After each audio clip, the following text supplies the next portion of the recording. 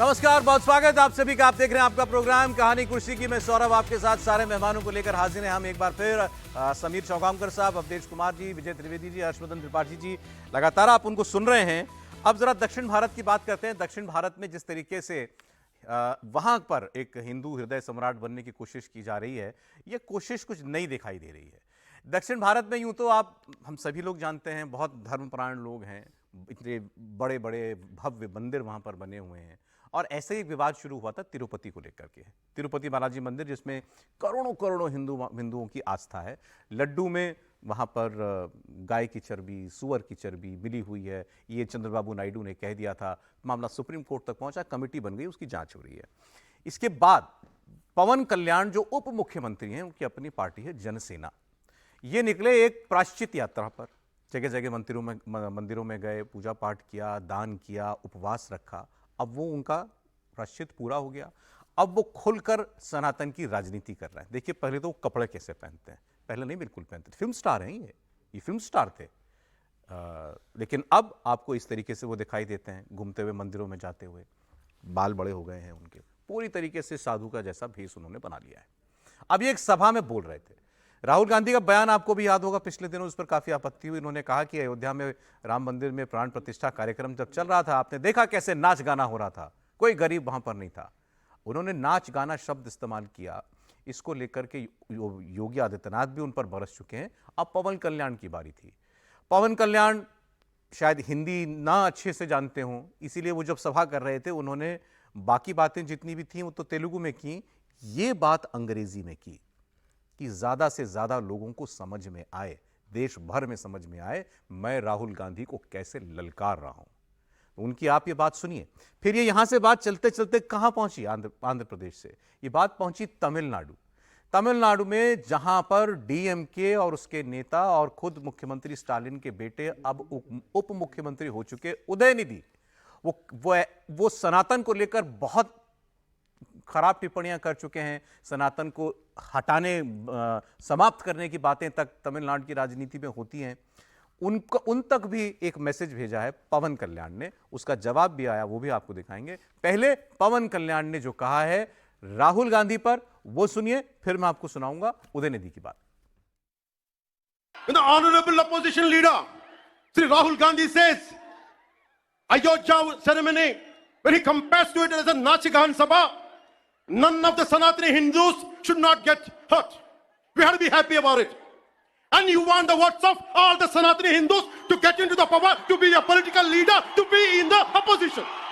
And you want all the votes of Sanatani Hindus. But you don't respect Lord Rama. You might hate Modi ji.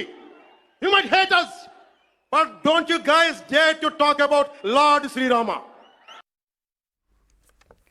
जब तिरुपति वाला जो विवाद हुआ प्रसाद का, उससे बात चलते चलते यहां पर पहुंच गई है। अब पवन कल्याण बिफर पड़े हैं राहुल गांधी के ऊपर। ये अचानक से दक्षिण में, खासकर आंध्र प्रदेश के अंदर, हिंदू राजनीति कैसे शुरू हो गई इतनी?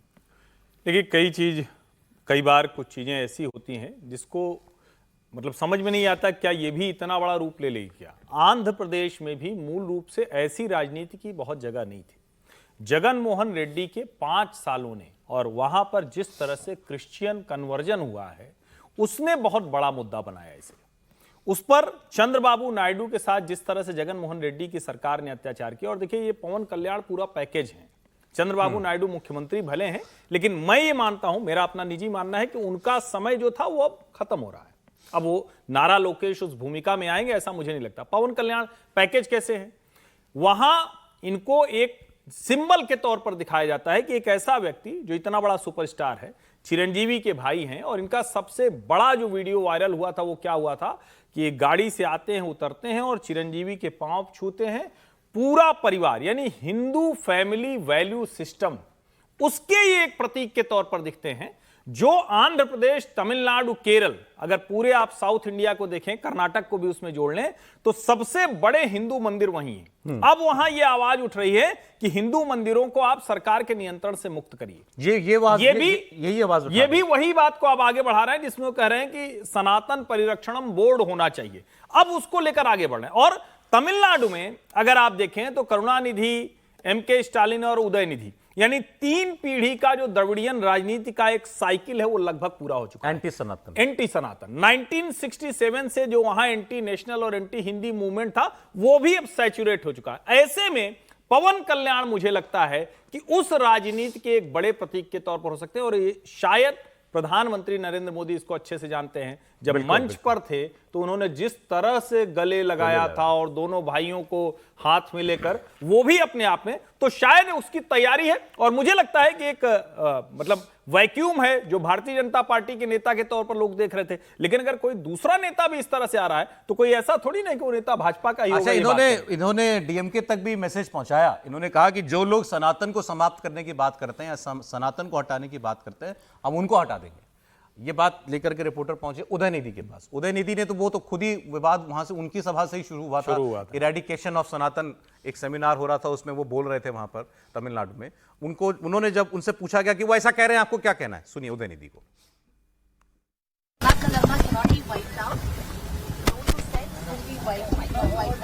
Okay, let's wait and see.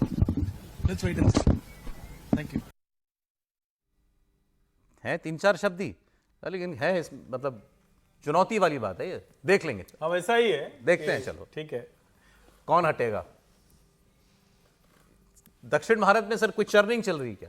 नहीं, दक्षिण भारत की चर्निंग को बहुत अच्छे से अभी एक्सप्रेस किया हर्ष जी ने। अभी क्या था कि पूरा 30-40 साल जो है एक एंटी सनातन पॉलिटिक्स वहाँ पर दक्षिण में, खासतौर से तमिलनाडु में रही, जो द्रविड़ियन जिसे हम कल्चर के तौर पर देखते हैं, और वो एंटी हिंदू, एंटी सनातन बेसिकली वो चलती रही। राजनीति में क्या होता है कि वैक्यूम भी बनता है, चर्निंग भी होती है, लेकिन कोई ट्रिगर पॉइंट चाहिए होता है। वो ट्रिगर पॉइंट पवन कल्याण को मिल गया तिरुपति के विवाद से, जो लड्डू विवाद हुआ, और उससे वो निकलकर एकदम उस वैक्यूम को कैप्चर करने के लिए आ गए हैं। भारतीय जनता पार्टी को भी एक ऐसे लीडर की जरूरत है, क्योंकि अभी उनका खुद का स्पेस वहाँ पर नहीं है। तो यदि उनके सहारे से भी ये लड़ाई लड़ी जाए, और वो बहुत बड़ी पावरफुल फैमिली है ये पवन कल्याण की। उनके भाई जो है चिरंजीवी है, नागेंद्र बाबू है जो दोनों बड़े स्टार हैं, इनका भतीजा वो है रामचरण है, अल्लू अर्जुन है, ये पूरी फैमिली जो है। पवन कल्याण इनकी इंडिविजुअल एम्बिशन को और पॉलिटिक्स को क्या बीजेपी हवा दे रही है? बीजेपी नहीं, ये तो उस दिन आपने सुना हो जिसका जिक्र अभी किया गया। प्रधानमंत्री ने क्या कहा था जिस दिन पवन कल्याण के साथ मिले थे उस मीटिंग में? उन्होंने कहा था, बड़े जोश से वो मीटिंग थी वहाँ पर, उस मीटिंग में उन्होंने कहा ये पवन नहीं आंधी है। ये प्रधानमंत्री की लाइन थी, ये पवन नहीं आंधी है। तो वो तो उस दिन पहचान गए थे कि इस वो हवा कैसे लड़ाई लड़ी। उनका राहुल गांधी पर, पवन कल्याण डीएमके पर, जनसेना पार्टी के नेता है, जनसेना उनकी पार्टी है, वो वहां के शिवसेना बनना चाहते हैं। जिस तरीके से महाराष्ट्र के अंदर क्या आपने अच्छा बताया, हम शिवसेना बनना चाहते हैं। बिल्कुल, वो वहां के आंध्र के शिवसेना बनना चाहते हैं और अपने आप को योगी आदित्यनाथ का भविष्य देख रहे हैं साउथ का। अब उनका जिस तरीके से अपेयर वो अपने आप को कर रहे हैं, वो योगी आदित्यनाथ की भूमिका में देखना चाहते हैं। जैसे महाराष्ट्र के अंदर जिस तरीके से जब भारतीय जनता पार्टी कमजोर थी, कांग्रेस बहुत मजबूत थी, तो जिस तरीके से बाला साहेब ठाकरे को संघ ने और भारतीय जनता पार्टी ने सपोर्ट किया कि बाला साहेब ठाकरे के कारण हिंदुत्व के लोग जुड़ रहे थे। अब साउथ में जब भारतीय जनता पार्टी को बहुत बड़ी सफलता नहीं मिली, तो उन्हें लग रहा है कि अगर पवन कल्याण एक स्टार परिवार से आते हैं, फैमिली बैकग्राउंड बहुत स्ट्रांग है, अगर वो सनातन के नाम पर बढ़ते हैं, भगवा पहनते, हिंदुत्व की बात करते हैं और वो वोट एक आकर्षित करते हैं, तो वहां भारतीय जनता पार्टी को इसका बेनिफिट होगा।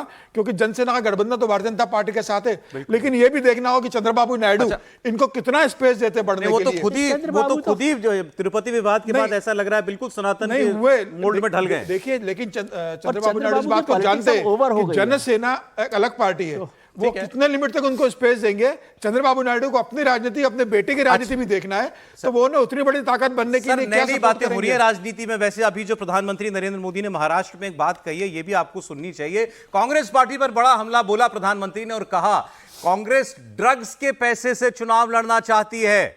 मोदी बोले ड्रग रैकेट का कनेक्शन कांग्रेस के नेता के साथ निकला, ड्रग सिंडिकेट का सरगना कांग्रेस ही निकला, और ये उसी पैसे का हजारों करोड़ रुपए की ड्रग्स अभी पकड़ी गई थी दिल्ली के अंदर। वो उसमें आरटीआई सेल का जो प्रमुख था कांग्रेस पार्टी का, उससे तार जुड़े रहे थे। प्रधानमंत्री उसकी बात कर रहे हैं और वो कह रहे हैं उस पैसे से कांग्रेस पार्टी चुनाव लड़ती है। मैं महाराष्ट्र के लोगों को कांग्रेस की एक और करतूत बताना चाहता हूं। आपने खबरों में देखा होगा, अभी दिल्ली में हजारों करोड़ रुपए का ड्रग्स पकड़ा गया। और देखिए दुख की बात, इस ड्रग्स रैकेट का मुख्य सरगना कौन निकला? कांग्रेस का एक नेता उसका मुख्य सरगना निकला। कांग्रेस युवाओं को नशे की लत में धकेलकर उस पैसे से चुनाव लड़ना और जीतना चाहती है। हमें इस खतरे से सावधान रहना है और दूसरों को भी सावधान करना है। यह आरोप नया है सर, ड्रग्स के पैसे से चुनाव लड़ती है कांग्रेस। अरे नया है, लेकिन प्राइम मिनिस्टर बोल रहे हैं तो बहुत ही डेंजरस है, क्योंकि आप जानते हैं कि ड्रग के लोके दुनिया में क्या है। हमारे यहाँ भी कानून है मादक द्रव्यों को लेके, और भारत बर्बाद हो रहा है। केवल पंजाब में हम लोगों ने जरूर वो चाहे फिल्म को उड़ता पंजाब ठीक है, देखा है। ड्रग पकड़ी गई, कांग्रेस जो पकड़ा गया उसका कांग्रेस से कनेक्शन निकला, लेकिन ये कहना कि कांग्रेस चुनाव लड़ती है इस पैसे से। हाँ, तो ये प्रधानमंत्री ने कहा है तो सीरियस बात है। अगर वो आदमी पकड़ में आया है, उसकी जांच चल रही है, जांच में कुछ बातें ऐसी आई हैं क्या उसका जो कार्टेल है यहां से लेके दुबई तक, अभी दुबई में तो आपको पता है ना कि ये कैसीनो और क्या क्या लेकर के एक मुख्यमंत्री को लेकर भी सवाल उठे और उसकी भी जांच चल रही है। तो अब तो ये जांच का विषय होगा ना कि वो जो लड़का वो जो पकड़ा गया है वो दुबई में उसका एक आदमी भी बैठा हुआ है, उसको पकड़ने की कोशिश चल रही है। और ये अभी तक का सबसे बड़ा ड्रग का जो है ये खेप माना जा रहा है दिल्ली के पकड़ में। कोलंबिया का जो नंबर 1 होता है वो ज्यादा कोकीन है वो, और क्या क्या है वो पकड़ में आया है। तो ये इसमें जब प्रधानमंत्री कह रहे हैं तो मैं अपने को उससे अलग नहीं करता हूं, लेकिन बहुत सीरियस है कि क्या इस देश की पॉलिटिक्स में पहले तो बहुत सारी चीजें मानती थी कि स्मगलर के पैसे हैं, फलाने के पैसे हैं, लेकिन क्या ड्रग माफियाओं के पैसे हैं? क्योंकि आम आदमी पार्टी जब पंजाब का सर चुनाव लड़ रही थी तो कांग्रेस पर यह आरोप लगाया था कि कांग्रेस पार्टी में इवन अकाली दल पर भी लगाया था कि वहां के ड्रग के व्यापारी इनके साथ हैं, उनको पैसे देते हैं, चुनाव लड़वाते हैं। जी। और वो सारे उसके बाद जो मर्डर्स वगैरह हुए हैं चारों तरफ वो भी हमने देखा है। ये बड़ी बात, ये सीरियस बात है और इसकी ठीक से जांच होनी चाहिए अगर सामने। सर एक सीरियस बात बिहार में हुई है, और मुन्ना शुक्ला बाहुबली आरजेडी के नेता हैं, इनके ऊपर एक मुकदमा चल रहा था। आरजेडी के ही पूर्व में मंत्री रहे ब्रिज बिहारी प्रसाद, ये नाम है सर उनका? ब्रिज बिहारी प्रसाद, उनकी हत्या का मुकदमा चल रहा था। अच्छा, मुकदमा चल रहा है, दशकों से चल रहा है, शायद 1998 का वो हत्याकांड था, उसमें इनका नाम आया था। लोअर कोर्ट से इनको सजा हुई, हाई कोर्ट से ये बरी हो गए, सुप्रीम कोर्ट ने अभी परसों इनको एक बार फिर से दोषी करार दे दिया। अब इनको उम्र कैद की सजा होगी। अभी फिलहाल ये आरजेडी के युवा नेताओं में से एक माने जाते हैं। 55 साल इनकी उम्र है, तेजस्वी यादव के इर्द गिर्द ही इनको पाया जाता है। अब ये जेल जाएंगे, लेकिन इस पूरे मामले में जो बात इंटरेस्टिंग है वो ये है कि इनके ऊपर आरजेडी के ही मंत्री की हत्या का आरोप है। और ये बात पहले भी कही जाती रही है जब से ये आरजेडी में आए हैं, पहले लोजपा में भी रहे हैं, एलजेपी में भी रहे हैं, कि भाई आरजेडी में आप लोग ये इनकी जगह कैसे बन सकती है। लेकिन फिर वहां आती है भूमिहार पॉलिटिक्स। गलत तो नहीं सर, भूमिहार नेता हैं ये। अब इनकी जरूरत है वहां पर आरजेडी को भूमिहार वोट पर भूमिहार वोट पर नजर उनकी है इसीलिए। लेकिन अब मामला आरजेडी के गले की फांस बन सकता है कि उम्र कैद की सजा पाया व्यक्ति आखिर तेजस्वी यादव का करीबी कैसे हो सकता है। अब इस पूरे मामले का अगर आप बैकग्राउंड में जाएंगे तो पूरा फिल्मी मामला है ये। जिस तरीके से उस हत्याकांड को अंजाम दिया गया था, हॉस्पिटल में घुसकर AK-47 से मारा गया था ब्रिज बिहारी प्रसाद को, और वो उस हत्या को अंजाम दिया था श्री प्रकाश शुक्ला ने, जो कि उत्तर प्रदेश का सबसे नोटोरियस गैंगस्टर एक वक्त में रहा है। सर जिस समय की आप बात बता रहे सब मेरे सामने बड़े हुए हैं। हाँ, इसका बड़ा भाई जो था छोटन शुक्ला, वो सबसे बड़ा क्रिमिनल और उस समय का माफिया भी था। और मैंने ब्रिज बिहारी प्रसाद को भी अपने सामने जो है इंजीनियर से, और उस क्षेत्र का सबसे बड़ा क्रिमिनल माफिया और सबसे बड़ा गैंग चलाने वाला, अपहरण का गैंग चलाने वाला, जिनकी पत्नी अभी इस समय रमा देवी जो है और बीजेपी में। और हम लोगों को उसके घर से गुजरते समय, मैं साइकिल से उस समय चलता था, विद्यार्थी था, कलेजे की धड़कन बढ़ जाती थी। जब मैं हिंदुस्तान अखबार में आया तो मेरे पास खबरें लिखने में मुझे भय लगती थी, जो स्थिति वहां की थी। ये इतना खौफ था ब्रिज बिहारी प्रसाद का, इतना खौफ था कि मोहल्ला लोगों ने ब्रह्मपुरा खाली कर दिया। मेरा देखा हुआ है, मैंने उनको रेलवे कॉलोनी से वहां आते हुए जमीन दखल करके घर बनाते, वहां से नेपाल तक, पटना तक, ये सब मेरे सामने की बात है। दूसरे पक्ष को भी हमने देखा हुआ है, इसलिए वो तो। लेकिन उस समय की जो बिहार की परिस्थिति था ना, इसे सब की कहानियां लोग ग्लैमर से पढ़ते थे अखबार में। मनोहर कहानियां उस समय का निकालेंगे तो पूरा गैंग वार का चलता था। छोटन सुकुल, उसका छोटा भाई भुटकुन शुक्ला, ब्रिज बिहारी प्रसाद, मतलब अपहरण तो इस सब का, ये जो ब्रिज बिहारी प्रसाद थे वो अपहरण करवा के और नेपाल में लोगों को रखना और वहां से करना, और तो इनके मुन्ना शुक्ला के भाई को मार दिया था नेताओं से ज्यादा नहीं। वो देखिए क्या था कि बाद में जो छोटन शुक्ला था उसने अपने को कन्वर्ट करना शुरू किया कि एक लीडर के रूप में कन्वर्ट करें और क्राइम कम करें। लेकिन उस समय बिहार में ठेके आपको चाहिए, तो जब तक 20 लोग गोली चलाने वाले नहीं होंगे जाके आपके साथ गाड़ी से चाके, तो दूसरे ठेकेदार जो टेंडर डालने वाले हैं वो भागेंगे नहीं। अच्छा। मेन लड़ाई जो शुरू हुई थी ब्रिज बिहारी प्रसाद में और छोटन शुक्ला में, गैंग में, वो ठेके को लेके हुई थी, टेंडर को लेके, और गोली चलती थी। तो भयानक लड़ाई हुई थी, दोनों के गैंग बने बाद में, लेकिन ब्रिज बिहारी प्रसाद ज्यादा शक्तिशाली हो गए थे। और लालू जी के आने के बाद जो एक सो कॉल्ड सामाजिक न्याय कहते हैं ना, उसमें ज्यादातर जो है छोटी जाति के जो लोग थे। अरे इसमें एक बयान आगे, समय कम रह गया, मैं सुना देता हूं बस दो, क्योंकि 10 सेकंड का सुना दीजिए। रमा देवी ब्रिज बिहारी प्रसाद की पत्नी बीजेपी में है, फोन पर किससे बात कर रही थी, वो बधाई के फोन आ रहे थे कि चलिए आपके पति के हत्यारे को जो है सजा हो गई है। सुनिए क्या बोलेंगे। हेलो, बाद में अभी दिए, लेकिन उनको धन्यवाद देते हैं। चलिए, वो हमारे अमित शाह जी का प्रेशर पर, गृह मंत्री के प्रेशर। ठीक, सुना। खैर ये तो देखिए, ये इस समय बीजेपी ने अपना लिया है। क्या हो, जब छोटन शुक्ला के दो लाइन में, छोटन शुक्ला की जो हत्या हो गई ना, तो जनेऊ तोड़ के ये सब कसम खाया था। अच्छा, कि हम छोड़ेंगे नहीं। हाँ, उस समय यही था ना, बैकवर्ड फॉरवर्ड का, कि छोड़ेंगे नहीं। ही यूपी बिहार में कोई अपराधी मारने वाला नहीं मिला। श्री प्रकाश चूंकि मनबड़ अपराधी था, इसी बड़ी जल्दी मरा भी, ये भी लोगों को जुड़ गया था, वहां जुड़ गया था। और वहां ये लोग जिसे अस्पताल में खाना वाना नहीं खाते रहते हैं, तो वैसे ये मंडली बैठी हुई थी और बिहारी प्रसाद आए, उनको गोली मारी, AK-47 से गोली। एक्चुअली बहुत वो भयानक लोमहर्षक हत्याकांड था। लेकिन ये याद रखिए, जितने ये गुंडे रहे, मरे बड़ी जल्दी। और वो दौर भी याद रखिए जिस वक्त जब कहा जाता था लालू जी की सरकार थी, वो सरकार ही, तो सर गुंडे बहुत ही शुक्रिया, हुआ समय इतना ही था। बहुत धन्यवाद समीर जी, अवधेश जी, विजय जी, हर्षवर्धन जी, बहुत शुक्रिया। कल फिर मिलेंगे आपसे 1 बजे।